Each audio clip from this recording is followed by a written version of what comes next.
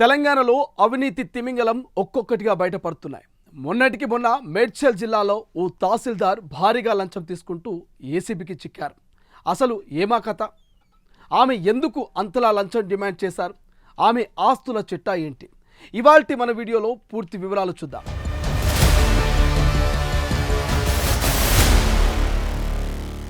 మే 26, 2026 Shamirpet tahsildar executive magistrate joint sub register అయినటువంటి T సుచరితను ACB అధికారులు అరెస్టు చేశారు. 30 ఎకరాల భూమిని నాలా కన్వర్షన్ చేయడానికి ఆమె ఏకంగా 30 లక్షల రూపాయలు లంచంగా అడిగారు. అంటే ఎకరాకు ₹1,00,000 లంచం డిమాండ్ చేశారన్నమాట. ముందస్తు ఒప్పందు ప్రకారం మొదటి విడతగా ₹2 లక్షల తీసుకున్నారు. ఎంఆర్ఓ సుచరిత తన ప్రైవేట్ డ్రైవర్ నాగేష్ ద్వారా డబ్బు తీసుకుంటుండగా అధికారులు రెడ్ హ్యాండెడ్గా పట్టుకున్నారు. ఇక Rangareddy range ACB DSP Anand Kumar నేతృత్వంలో ఈ ఆపరేషన్ జరిగింది. ఏసీబీ అధికారులు ఈ కేసులో ఆమె ఆస్తులపై కూడా దృష్టి సారించారు. సాధారణంగా ఇలాంటి కేసుల్లో తదుపరి దర్యాప్తులో అక్రమాస్తులు బయటపడుతుంటాయి.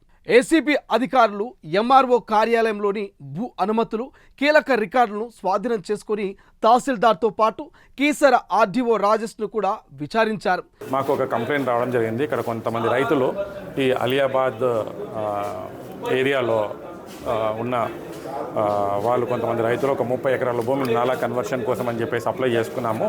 ఇక్కడ ఎంఆర్ఓ గారిని సంప్రదిస్తే 30 లక్షల రూపాయల దాకా ఖర్చు అవుతుందని చెప్పడం జరిగిందని చెప్పేసి వాళ్ళు మాకు ఫిర్యాదు చేయడం జరిగింది.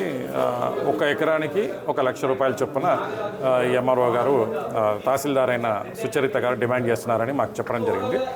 సో వాళ్ళ యొక్క కంప్లైంట్ని మేము తీసుకొని ఈరోజు దాన్ని విడతల వారీగా ₹1,00,000కి ఒక ఎకరం చొప్పున ఇవ్వడానికి తను ఒప్పుకుంది. వాళ్ళు మళ్ళీ ఫర్దర్గా రిక్వెస్ట్ చేసినప్పుడు సో ఈరోజు ఒక ₹2 lakhs తీసుకొని వచ్చినప్పుడు రెడ్ హ్యాండెడ్గా తహసీల్దార్ గారు వాళ్ళ యొక్క డ్రైవర్ ద్వారా డబ్బులు తీసుకుంటూ పట్టుబడడం జరిగిందండి. గతంలో ఇలాగే వరంగల్ కోట తహసీల్దార్ బండి నాగేశ్వరరావు వద్ద 5 కోట్లకు పైగా ఆస్తులు, మరిగూడెం తహసీల్దార్ మహేందర్ రెడ్డి వద్ద సుమారు 2 కోట్ల నగదు, 4.5 కోట్లకు పైగా ఆస్తులు బయటపడ్డాయి. ప్రభుత్వాలు మారినా, సీఎంలు హెచ్చరించినా రెవెన్యూ విభాగంలో ఇలాంటి ఘటనలు రిపీట్ అవుతూనే ఉన్నాయి. అసలు రెవెన్యూ వ్యవస్థలోనే ఎందుకింత అవినీతి అనేది చాలామందికి వస్తున్న డౌట్. రెవెన్యూ శాఖలో భూ రికార్డుల సవరణ, మ్యుటేషన్, నాలా కన్వర్షన్ వంటి పనుల కోసం ప్రజలు కార్యాలయాల చుట్టూ తిరగాల్సి వస్తోంది. ఈ పనులను వేగంగా చేయడానికి అధికారులు ఇలా లక్షల్లో లంచం డిమాండ్ చేస్తున్నారు. ధరణి పోర్టల్ వచ్చినా క్షేత్రస్థాయిలో అధికారిక పెత్తనం తగ్గకపోవడమే దీనికి ప్రధాన కారణం. అయితే టెక్నాలజీ ఎంత అందుబాటులోకి వచ్చినా, ఆన్లైన్ సేవలు వచ్చినా ఈ కరప్షన్ ఆగే పరిస్థితి కనిపించడం లేదు. అవినీతిని అంతం చేయడానికి ఏసీబీ నిరంతరం దాడులు చేస్తోంది. ఎవరైనా ప్రభుత్వ అధికారులు లంచం అడిగితే 1064 అనే టోల్ ఫ్రీ నెంబర్కి ఫోన్ చేసి ఫిర్యాదు చేయనంటూ సూచిస్తోంది. నిజంగా మీ హక్కులను లంచమిచ్చి కాకుండా చట్టపరంగా సాధించుకోండి. అడ్డదారులు తొక్కే రెవెన్యూ అధికారులు భర్తం పట్టండి. ఈ వీడియో మీకు నచ్చినట్లయితే లైక్ చేయండి, షేర్ చేయండి. మరిన్ని వీడియోస్ కోసం మా ఛానల్ని సబ్స్క్రైబ్ చేసుకోండి.